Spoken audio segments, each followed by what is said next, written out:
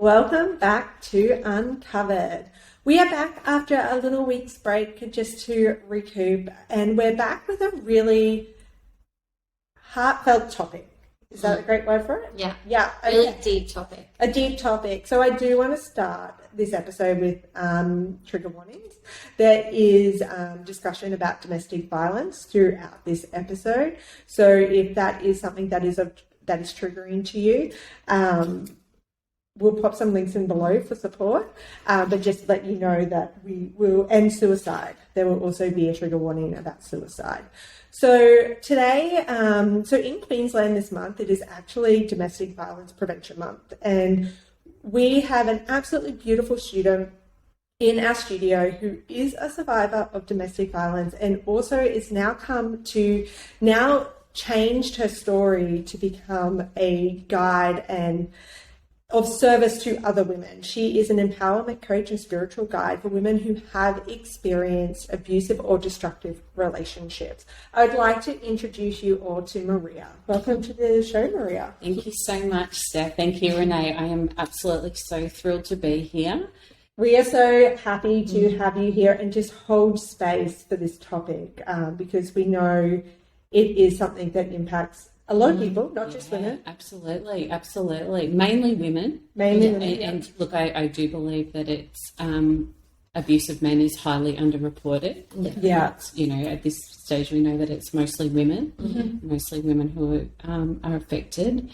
So I really appreciate you holding this space so that we can, increase that awareness of domestic violence, and in particular for me it was coercive control, almost 20 years of coercive control. Yeah, wow. And it's about, I think, when we talk about it, we bring it into the light, that when we keep these kind of topics hidden and undiscussed, there's, the shame that comes with that. And when we just, we can tell our truths, we can help other people and heal ourselves. Yeah, I 100% agree. And I know through some discussions I've had with you recently and listening to a podcast you've been on, the biggest thing for me is having been an owner of a studio with so many women and statistically just being able to look at my community and just absolutely just shatters my heart. Yes. But it is and I don't know if these are the right words, but the unfortunate reality that currently exists. So I think having these conversations and providing the space is really important. Did you want to start with sharing a little bit about your journey? Yeah, absolutely. So it was 2020, which was quite a challenging year for so many of us with COVID. And what happened for me and so many other women in abusive relationships is that the lockdowns really compounded the reality for me about the situation I was in, and things got worse and worse and worse throughout that year. And at the same time, I was becoming really aware of, this abusive relationship that I was in. Yeah. And I had known for a really long, long time that I wanted to leave, and I had been caught in this cycle of abuse. Yeah. And I'm happy to go through that cycle of abuse with you. Yeah, well, my first question is you say for a long time you wanted to leave and you were unhappy. What were those things that were making you feel that way? Well, when you are, I felt like I was caught. I felt held hostage. So the threat of suicide was always there. Yeah. And his mental health wasn't great. And, my care and love for him and my nurturing personality, those positive personality traits were really taken advantage of. And so I knew that I was leading a much smaller life than what I wanted to live. Yeah. And in the times of the cycle of abuse, because of the nature of it, there are some times that are really good. The love bombing, which is kind of the first part of that narcissistic cycle of abuse, it feels amazing. So what is love bombing? Oh, okay. So it's like lots of affection, like falling in love really quickly, lots of praise, lots of, it might be gifts, or it might be like attention, or, the I love yous. And it's quickly followed by, some criticism. So, for example, I could get like all dressed up, and him be telling me I look amazing or look really hot or whatever, and then when we'd go out, he'd be like, "I can't believe you're wearing that.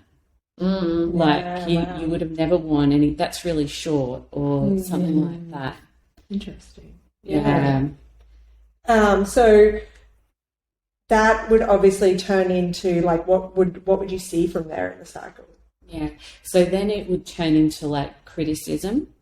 So it could be criticism like about my body or about my personality, blaming me for anything, like the gaslighting. So, gaslighting is, if someone says if I say the sky is blue and he says it's red and insists it's red, like that's an extreme example. Yeah. But like, that makes you then feel dumb for your perception of the sky. Yeah. And that term gaslighting comes from, a movie in the 60s, I think, where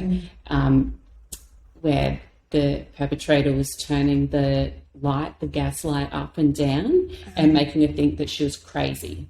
And that's what gaslighting it does to you. It undermines your own trust in yourself. Like you start to not even believe the own things that you tell yourself. Yeah. It's, and the lying, the straight out lying. Yeah. So there's all of these kind of behaviors that really erode your sense of confidence, your self-esteem, your actual sense of self. Yeah. And then there's the rage. So there's like tension building.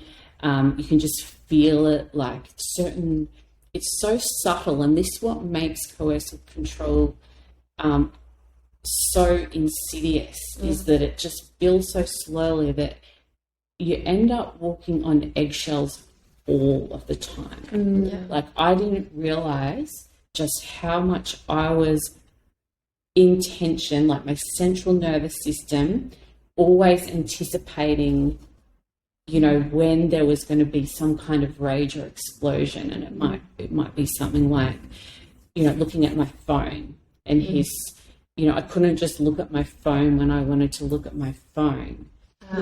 Yeah, he would like, who are you talking to?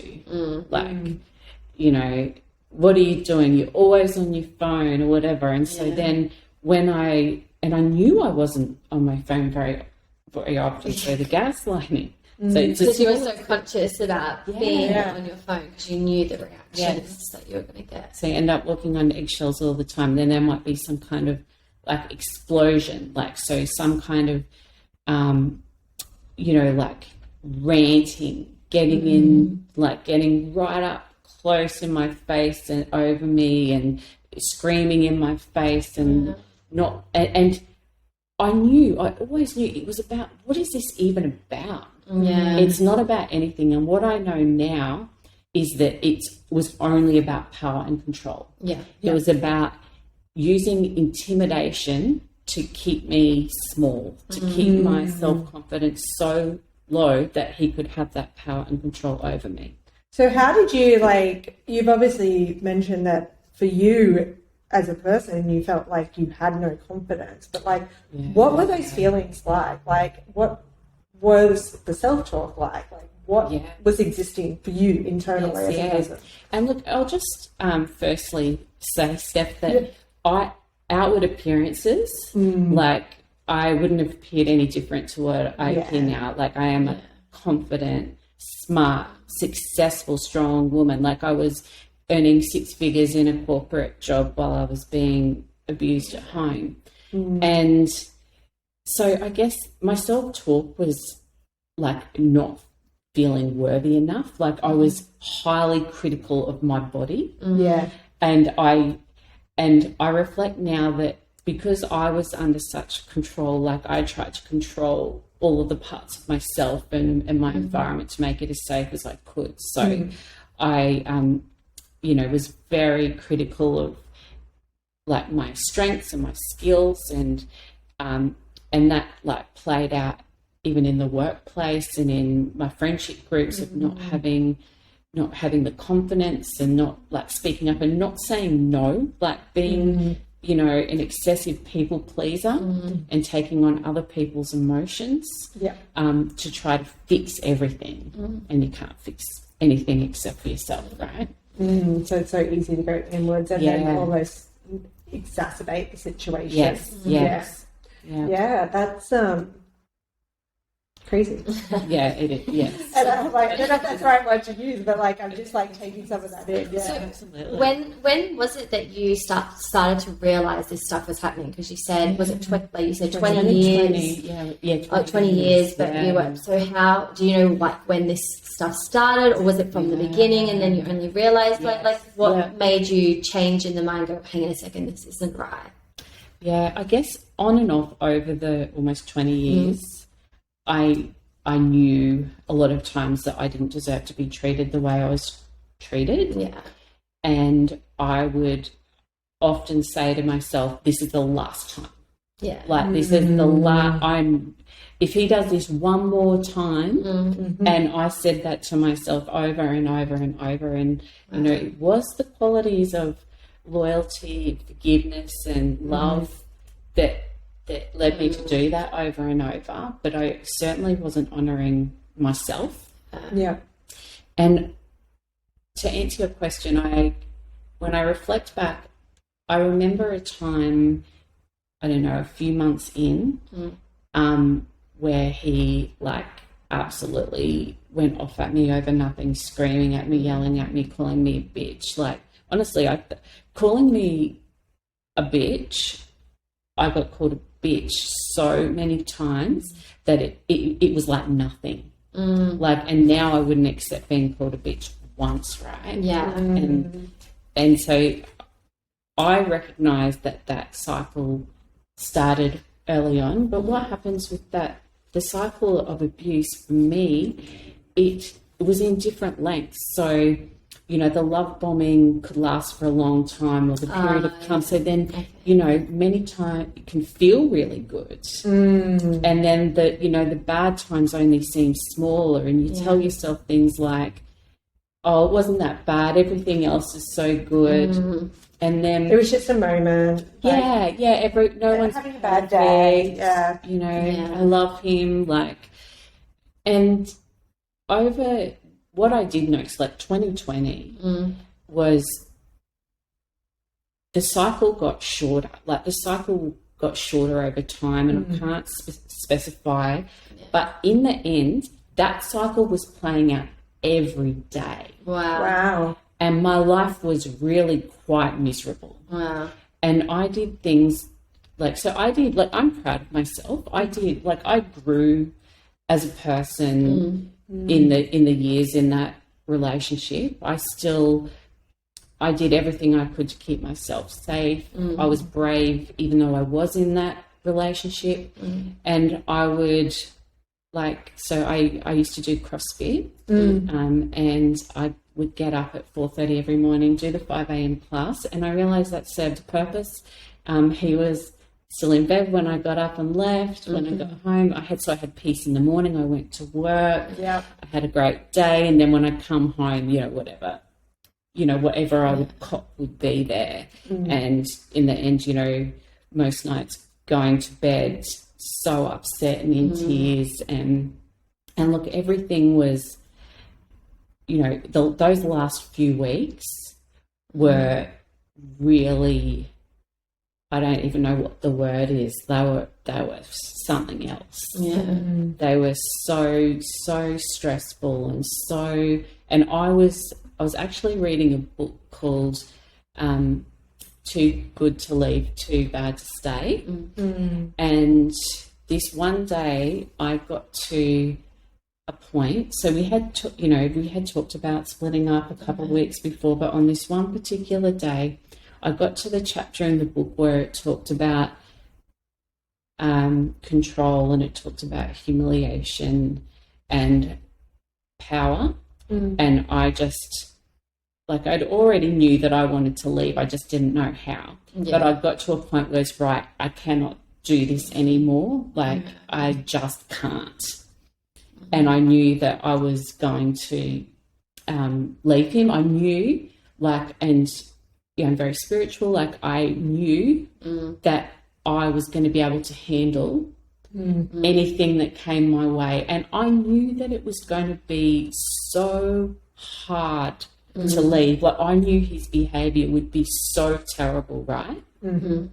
And that, I mean, that's bing, that's massive flashing signs to say it's not okay. It's not okay. Yeah.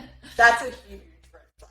It's a very, very, very big red flag. But also, once you're already in that position, like, you, again, a trapped position. Yeah. It's like, well, what do I do? Like, I have to, you seem like you're at the edge where you're like, I need to just do it. Like, I know I need to, but I know there's going to be, like, a massive fallout from this. But that's good that you had that ability to be like, I know I'm going to be okay. And I know I'm going to be able to handle it. Because I think a lot of women out there don't think that, and they don't know what to do. They don't know where to go. They might not have family supports or anything that, exactly. Which makes it so hard, and which continues the cycle. People go, absolutely, it's too hard to, it's easier to stay. And I think when there's no signs of physical abuse, it's so much easier to be like, well, I'm not being hit, like, I'm not being physically abused, there's no, like, I can't say the word, right? Like, none of that is happening. Like, it's not that bad. Yeah. We tend to think it has to be the worst of the worst to be able to make really challenging decisions. And it's, there's so much shame and embarrassment that comes with being in an abusive relationship. Yeah. And not anymore for me, but I was like, well, he didn't hit me. Like, so it can't be that bad. But, the emotional and psychological damage, like the trauma that I'll share with you shortly, but the impact, like, it's changed my brain. Like, so I may not have, physical, like, scars, but the scars are there. Right? They're just not visible. They're just not visible. And, like, for women who experience physical abuse, they are always experiencing all of the other abuse as well. It's never just isolated. It's always about power and control. Before we move on to how you ended your relationship or your marriage, what did outsiders think of your relationship? No one had a clue.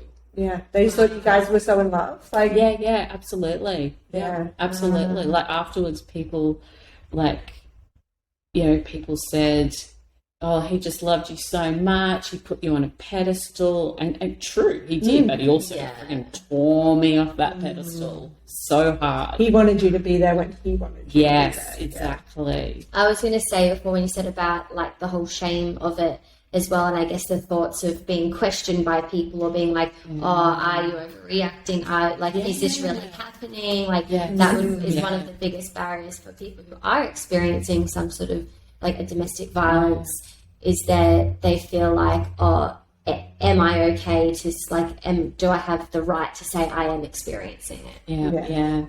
And it would, signs that potentially that, people could pick up on with friends is if they don't turn up to things.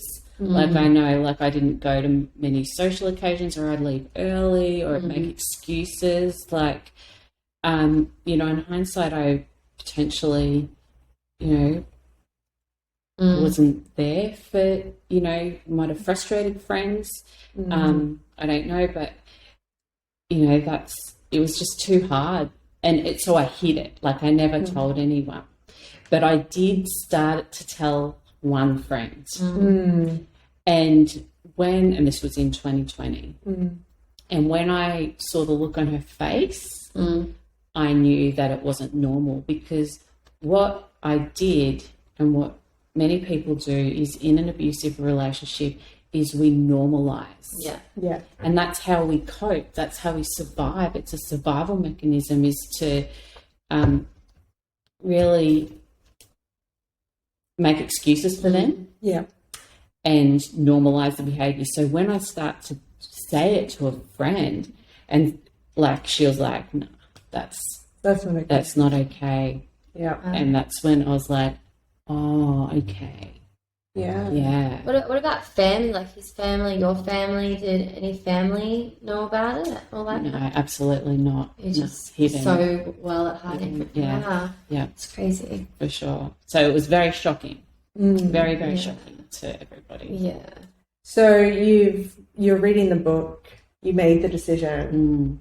How did you feel in those moments? Well, when I made the decision, I felt absolute freedom. Yeah. I knew that it was right for me. Like, it was an amazing feeling in that moment. And it was very quickly followed up by, I've got to, what's going to happen next? Yeah. What's going to happen next? So, would you like me to tell you what happened next? Yep. Yeah. Let's go there. So I found the courage, and that afternoon, it was on the 2nd of December 2020, I found the courage to tell him that I wanted to separate, and that's when everything spun out of control, completely and utterly. And I know now that that's, for most people, when they're in an abusive or toxic situation and they make that decision and they take their power back. And for me, he just then took all of the power and control back. And his behaviour was super atrocious. He drank a lot, and then he went missing. He went missing, and that first day, I noticed that the kitchen knife was missing. Okay. And like, I already had the worries about suicide in my head. Because there'd already been threats of suicide in the past. Yeah, absolutely. And I had to call the police, and the police went for a search. And so for that whole night, the police had asked me to keep him on the phone as much as I could. And he psychologically abused me that whole night. Refused to tell me where he was, told me horrible things about what he was going to do to himself, and I was terrified. I cannot tell you how terrified I was. I just could not, I could not believe what my life would be like if he actually killed himself. I was like, that can't happen. I could not, And so then the police found him that night, and they took him to the hospital. So the hospital, he told the doctors that he was trying to manipulate me, that he was upset about our separation, and that he, his actions were to keep me as his wife. And that is actually that is like coercive control, right? This, this is, it's not okay to threaten suicide. That is coercive control. Yeah. So he told the doctors that. Did they notify police of that or anything like that? Well, I know that now where there's just been stuff passed about coercive control, but obviously back then, which really is that he's really admitting to manipulating and abusing you, and I'm like, did they do anything about that? No, and look, that's that is a rabbit hole, right? The systems are currently not set up, and look, I have hope that with the money that the government is now putting into domestic violence, that absolutely, the systems let both him and I down. Yeah. So they let him into the care of his brother, and his brother then dropped him at my house, and he was to go and, stay at his brother's place. And so the abuse continued all day, where he begged me to stay with him, and it was a horrendous day. And then he went to go to his brother's place, and he never went there. And he phoned me in the afternoon saying he was all sorry and everything, wouldn't tell me where he was, sent me a photo of the place where we got married, and you can see, like, I can see, all of that is just such horrendous manipulation and abuse. And, at some point during that night, he killed himself. Wow. And, so the next day, and he was still missing, and I got the call in the afternoon that, that it had actually, like, my worst nightmare came to life. Wow. That is, first of all, thank you for sharing that. That is a really big story, and I'm sure it takes a lot of courage to share. And I obviously understand why you're sharing your story, to help other women and serve to them. Yeah. But that is a lot. Yeah, it's a lot. It's a lot. You, like, those, I could just imagine those, 72 hours? Yeah, I can't possibly express how horrific it was. Yeah, it was, and the manipulation just continued. And I assume when you stopped hearing from him, you were just assuming that your worst nightmares had already been realised. Yeah. Well, I was still hopeful. It was, I guess so much like the unknown of not knowing what's going to happen each day, how things are going to play out, what's going to happen for you and your safety as well, him and his safety. Like you're saying, you knew he was struggling with his mental health for quite some time. Yes. So it's like, a lot of the unknown. It makes him unpredictable. Very unpredictable. Absolutely. Which would have been the most scariest, confusing time for you. Absolutely. So what do you do? How do you feel? Like, you just and then you take that and, like, you talk about your scars, and you can obviously, from hearing that, understand the scars, why they're not visible. Yes, are certainly absolutely. 100%. Yeah, absolutely. So you've then, I assume, been on a very long journey. Yes. So I have been, and it's like almost 18 months now. Yeah. I have been on the most exponential growth path of my life. And, on the day he died, I also died too. Yeah. And my rebirth began. And it has been a ride. Like, it has been a ride like no other so far. And I truly believe that, that this healing journey will live for the rest of this lifetime. Yeah. And I have like had, PTSD symptoms, terrible anxiety, panic attacks, being hypervigilant, alcohol, substance abuse. I was a traumatized person. I took lots of risks. And, 2021 was kind of like survival. Like, I couldn't even enjoy the good times because I was getting ready for the next low. Yeah. And the lows were horrible. Yeah. And, but what I've really learned is that, the deep growth happens when you're, like, lying on the floor crying. Yeah. The deep growth happens when you allow yourself to feel the feelings and move through them. And I'm actually really grateful for that.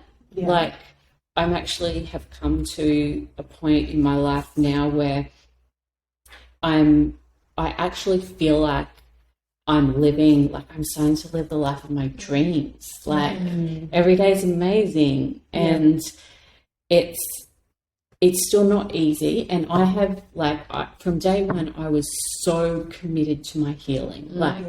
And I'm so, so committed to it. I do all of the things. Like, I've seen counselors, I've seen energy healers, and they've really helped me to move, you know, release so much, release the trauma, release my, you know, links to him and the trauma that happened. So that's incredible.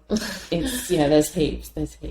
And I think that even just from hearing the story and hearing how you were just so committed to your healing itself will be quite like inspirational, quite a good role model for other people as well, because I know after something like that, you can go the other way as well and just be so lost and not know where to go. Absolutely. And, you know, not know how to take the first step as well. So having someone that has that lived experience like you, and I was going to ask you how you got into the empowerment coaching and being a spiritual guide as well. So if you would like to tell us a little bit about that. So I've been a coach for about 6 years. Yeah. And so my job in the corporate world was doing leadership coaching. Awesome. And on a side note, I'd love to have a conversation. I'm a coach. Yeah. And I love coaching. I love coaching because coaching is like future focused. And so, and I've been, you know, growing myself for years, and, you know, my spiritual growth has been so important to me. And I know that I have a superpower of being able to hold space for people. Yeah. And so before this, I was doing body love coaching on the side as well. Awesome. And I was running some body love workshops with women. And then after this, it's actually all tied in because, you know, at the core of what I do now is help women accept themselves, to trust themselves.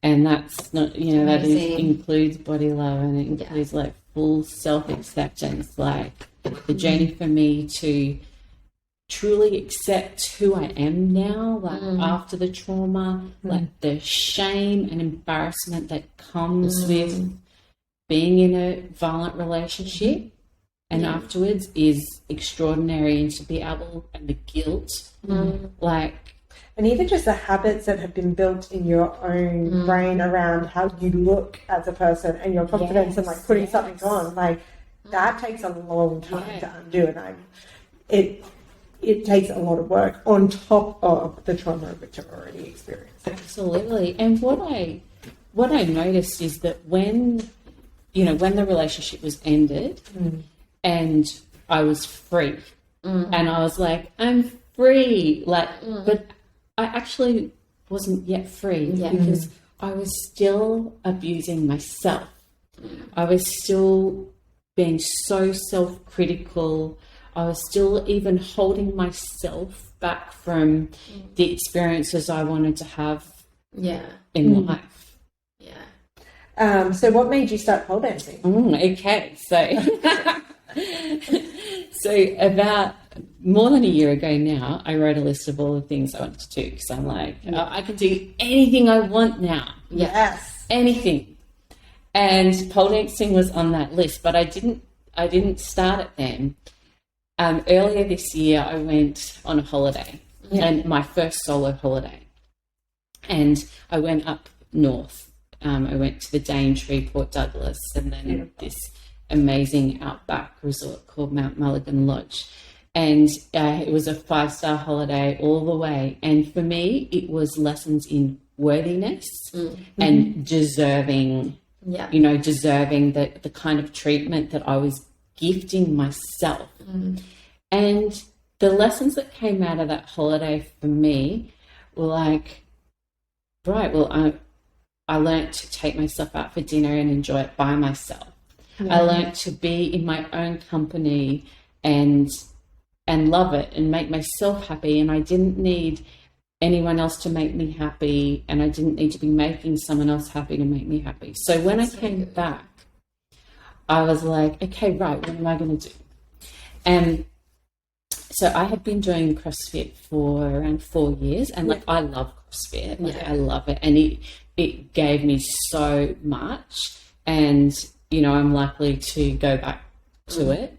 But what I realized was that being so hard on myself, I was also just being so mindlessly hard on my body. And CrossFit, I know I've done CrossFit before, and you just, well, me personally, I don't really have a limit. I just absolutely trash myself. And it's like, I do not need to push that hard. I don't know how to slow down with CrossFit because the workouts are all so so hard. Hectic. So. And I love that, and that's served me.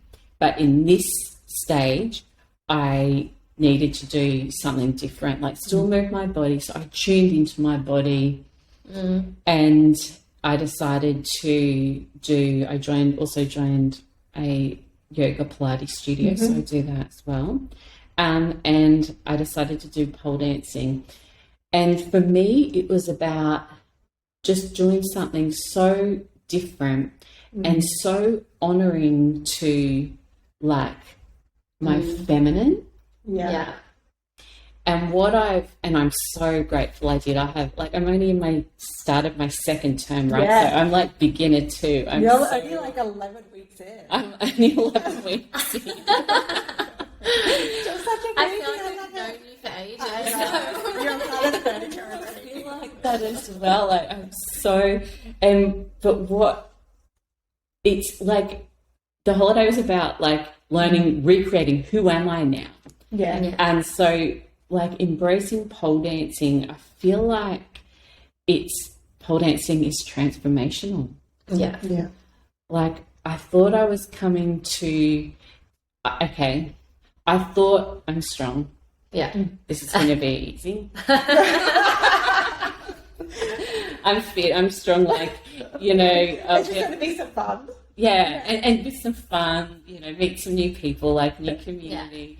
But what I've realized is that what I've realized is not, it's so hard. And and I'm so inspired by like both of you and all of the other amazing pole dancers, like so inspired of how you make it look so easy, and there's so much strength and not just physical strength, but actual strength and vulnerability that comes into pole dancing. And for me, it's a way to like reconnect with that sensual, like that erotic feminine part of me and part of all of us that society dulls down. Oh, 100%. I know, talking to you yesterday and when we were prepping for this thing, and you're like erotic feminine, I'm like, yes, I need to use that more in my advertising, because it is like we miss that so much as a society. And like even going out in a short skirt is like, which makes me feel good, is like, ooh, you shouldn't do that. Like, that's not okay. And like we've had episodes before about pole dancing and how when you start, it almost gives you permission to do those things. And you're like, and I know for me, it was like, I'm going to wear stilettos in the office. Like, why not? And I didn't care so much anymore. And I was just like, I'm a pole dancer. And it gives you like a bit of like the backup and the support of other people. You kind of like have your little clan, and you know that it's like, oh, everyone's saying, no, this is okay, and that you can explore this and you can do this, because we've had so many people come in, like you said, oh, I'm just going to try pole, and, it's going to be a bit of fun, and if they're an ex-gymnast or this or that, and then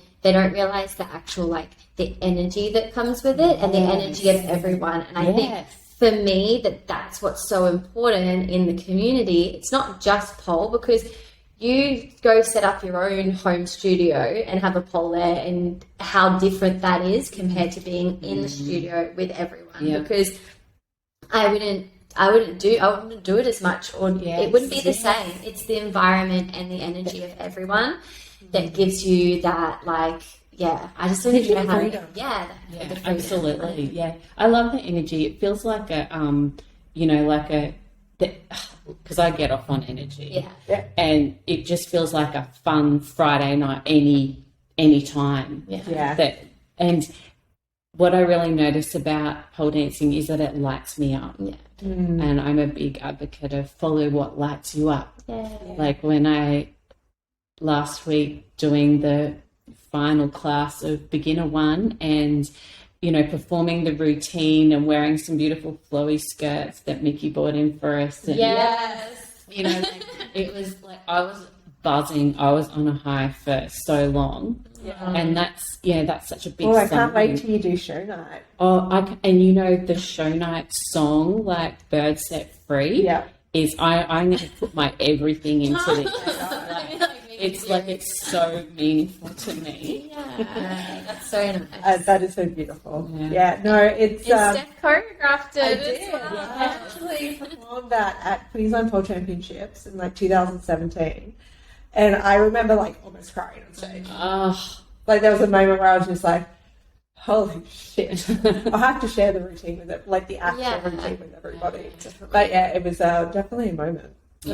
Yeah. And I also feel like pole helps me to let go of control.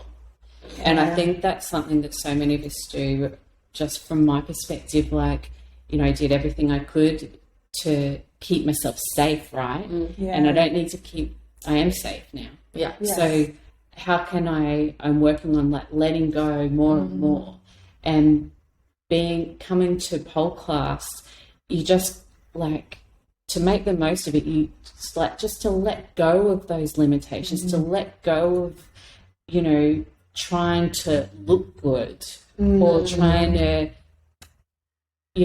do something a certain way, and like just to feel into that, that divine feminine, you know, sensual, erotic I was going to say, part of it. that was me and Steph yesterday when we did a twerk class. Oh, yeah. Video. I'm coming in every Thursday to actually twerk. Well, you know what? Like, and For me, it's so nice that it's not on the pole. Like, Yeah. it feels good. Yeah. If for people that know me, you know that I cannot twerk. Like, I'm good at some other things on the pole, but not twerking. And I've only done it a few times, but like I feel like years ago, like I've obviously been in the pole world for about 10 years, but even a couple years in, I probably wouldn't join the class because I was still working on my own self-confidence and being able to put myself out there because of, again, like the way I looked while doing it, or feeling like I'm not good enough, especially when I got better at the tricks and the style that I like to dance. I didn't want to be seen as not good at something. Like, Yes. So Yeah. that's vulnerable, right? Yeah. And then definitely, like, over the last few years, the more that I've been involved in pole and the more that, like, our studio in particular has developed, has created that space to be like, you know, I had no, like, worries joining in last night and being like, I know I'm not going to be the best in the room. I'm probably going to be one of the worst, but I'm going to have fun. And the teacher she's amazing as well. And she's like, doesn't matter. And she's, again, like you said, like out there and just stating it, we're here to like have fun, explore our own, you know, sensuality. Yes. And I want you to, like, nothing is wrong, like, just explore. Yes. And then I felt like she created a really safe space. And even though, like, I had my sister in the class and she kept laughing at me and she was like, I need to stop looking at you. But I still didn't feel like anyone was judging me or anything like that. And, you know, I still get to watch the video, but, like, I had a lot of fun.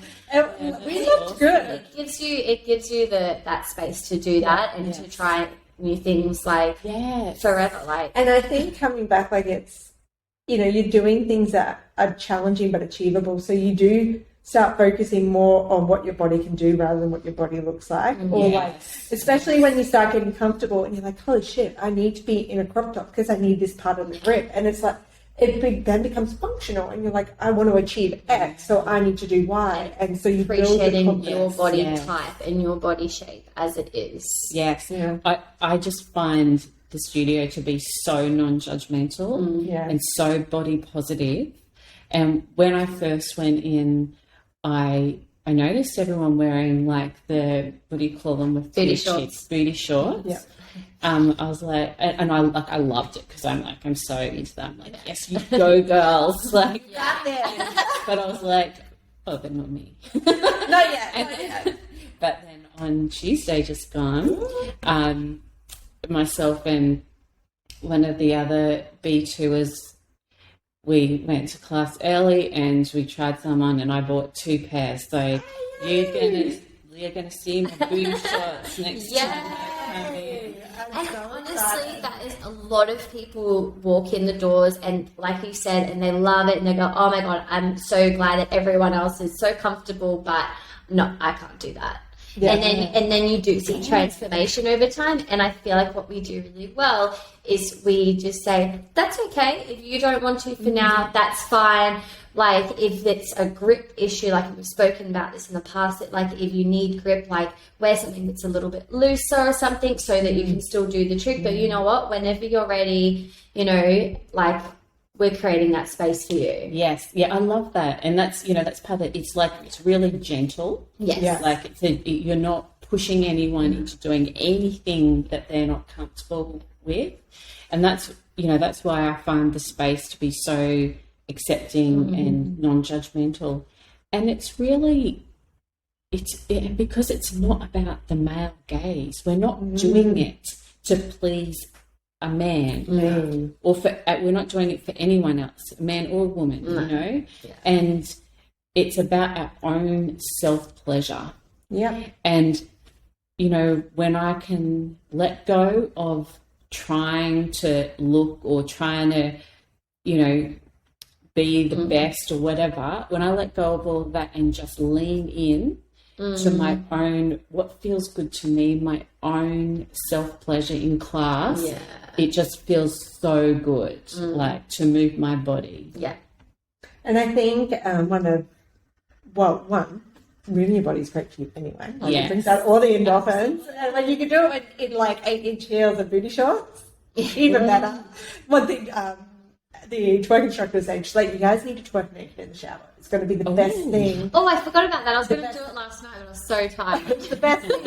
And things like that, like giving yourself even acceptance to do that. And I think what I find with Poe is, and why I love it so much and why I've invested so much of my energy into it, is it helps you accept you for you. Yes. And so many women, like even my own goddamn mum, I'm just like, you're beautiful just the way you are. Like, I know. You just need to find your energy, your strengths, what makes you, and be like, a man doesn't validate you. Like, no, you need to validate yourself. I know. And I mean, I've been on my own huge journey to that too, so I understand. And I think sometimes it's almost like a detriment. Is like the journey you've been on. So you understand it's possible. You know how hard it is, but you understand it's possible. And then when talking to people, it's like, you can do this. You can do it. Everyone, I feel like everyone, especially the studio, is so like supportive of that. And it pushes you to be able to go more towards your own sort of self journey. And it's like you can't, like you said, you can't tell anyone. You can say that this is what's possible, but you've got to feel it for yourself. And like, you know, I'm 48 years old and I have just started pole dancing and I have never felt so beautiful and so sexy as I do now. Yay. You know? That's amazing. So I can't tell you how grateful I am that I have started pole. Yay, I know the energy right now is like so good. Driving.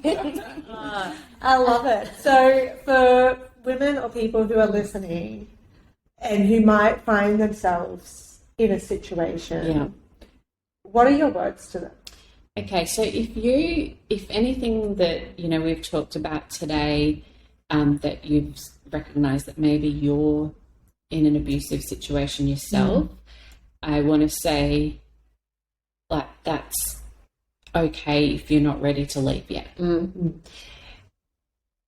that's what I would also say to anybody who is a friend. If a friend of yours discloses to you that that they might be in a toxic situation, or you're picking up that they're not being treated right, that it's never about putting pressure on yourself or anyone else to leave, because leaving is so hard. Yeah. And the other message is to get support. Yeah. Like, trust someone. So trust a close friend if you can, and go to a domestic violence service. I ran 1-800-RESPECT on the in-between days. So the day that and the day before he went missing for the second time, and they were amazing. They really validated that it wasn't abusive, like they were talking about, what it was, and I was still in shock then, but it really helped me release or lessen my feelings of shame or embarrassment, or this isn't real or whatever. Is that this is actually my experience that I'm going through now, and know that if you were to call one of the domestic violence places, that they can help you get a safety plan into place. Like, I'm lucky to be alive. With what he did to himself, I am, so lucky to be alive. If I knew then what I know now, and that is that the first sign of physical abuse from a coercive controller can be murder. I was scared, but I would have been way more terrified. So I don't mean to scare anyone, but I'm just, because if you're in an abusive situation, you've been keeping yourself safe for years anyway. So what I really want you to know is that you are brave already, and that to seek that support. And for me, as hard as it's been, life is better now. That you can find that courage inside to. And those services as well can give you advice, can often just give you advice. And if you don't have to call thinking that something's going to happen, they can just talk to you and do safety planning, where you are at that point in your journey. That's right. And potentially help if you're a little unsure. Give you some information, what's around you as well. Because some of the discussions we had offline was that sometimes you look at it and you're like, it's not really it. Is it it? Isn't it it? Sometimes you feel it necessarily before you know it. So even just being able to talk through an example with them will probably be very beneficial. Yeah, and also I still grew so much in the relationship. That you can still implement practices, self-care, while you're choosing to be in that relationship, and to be honest with yourself. I think that one of the most damaging parts is if we lie to ourselves. We can gaslight ourselves and say this isn't that bad or whatever, but if you can say to yourself, look, actually this is not great, and I don't want to be in this situation anymore, but at the moment this is where I'm at. And at least you're telling yourself the truth. And honouring yourself and doing what you can to look after you. Yeah. And it is okay to look after you. Definitely. Yes. 100%. Yeah. And if anybody would like to reach out to you for your coaching, your empowerment coaching, spiritual guidance, where can they contact you? You can contact me on Facebook or Instagram. So it's Maria Roney Coaching. Feel free to private message me, or you can email me, maria@mariaroneycoaching.com.au. I am here to be of service. Honestly, if you just want to have a chat to someone who's been there, whether you're currently in a relationship, or if you're out of a relationship but you realise you still, need some support. I am here for a chat. Yeah. Awesome. Thank you so much for joining us today to share your story, your vulnerability, your courage, your bravery. Is that right? Yeah, that's how you say bravery in that sense. Yeah. Thank you. I think so. It was an honour to have you here today. Thank you so much, Steph, and thank you so much, Renee. It's been an honour for me to be here, and I appreciate you giving me the space to share. I think it's important to share the awareness that exists, and, you know, while the pole world is predominantly currently female, to share these things and give it some light. Yeah. So yeah, thank you. Thank you. And if you guys are enjoying us, please come hang out with us at Instagram or at uncovered.pd. And we're also on YouTube. We did film this one as well, guys. So if you do want to see Maria's face, you can see us on YouTube. And we'll see you next time. Thanks, guys. Bye. I can't see myself. Ooh. Did you